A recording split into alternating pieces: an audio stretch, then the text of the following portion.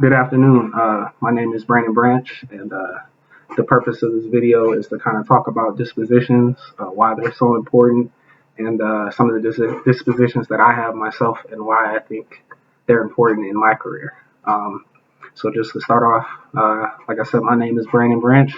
I'm 26 years old. Been an athlete my whole life. So, as far as like teachers that I've learned from, I've also learned from a lot of coaches. And recently, my being an athlete has kind of come full circle, and I'm a coach myself now for a freshman basketball team at our local high school.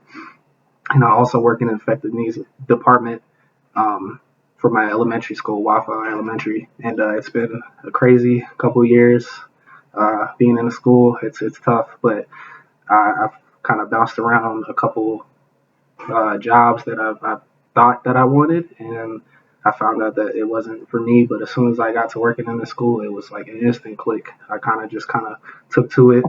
I've been learning like a sponge every year. So as far as the dispositions that I think will make me a successful teacher, uh, being an athlete, I've had a lot of coaches, I've had a lot of teachers in my life, and I think it's really important that like you make relationships with these kids, because a lot of these kids don't have that outside of school. I have a lot of kids in my classroom that go home and they just kind of sit at home and don't do anything, which is unfortunate. They don't really have that adult figure in their life. So I try to not try to be like a parent to them, but be just a positive figure in their life. I think that's really important for a lot of kids who don't have that. So they can help them build that foundation, just really, really trying to make as many relationships with as many kids as possible, not just the kids that I work with in my classroom. What dispositions do you need to work on before you enter the classroom? As a first year teacher, I need to be a little bit more outgoing, right? I'm still a little introverted. I think I need to put myself out there a little bit more as far as like community stuff. I'm coaching now, but like as far as like for my school, because the coaching is a very different thing completely. But I want to continue to keep coaching and have a bigger role in that. I think that would be a very helpful thing for me to get out of my shell a little bit. So that's something I definitely need to work on. And then what qualities should professional educators display?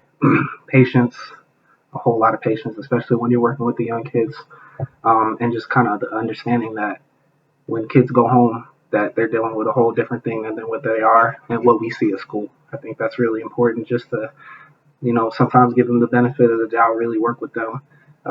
Try not to push, education is important, but I think pushing that social emotional learning in the classroom as well is really important for, I think it'll be beneficial for their education as well.